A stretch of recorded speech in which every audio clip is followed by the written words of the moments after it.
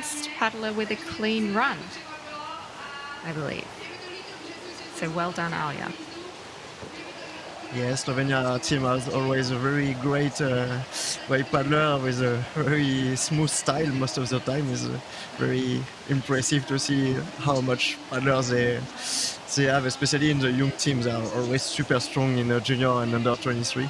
So let's see if they can make it to the senior final now. Yeah, absolutely. Emanuela Luknarova, a very strong paddler from Slovakia. The Slovak men's C1 they dominated for decades, and it's great to see the Slovak women's C1 charging as well.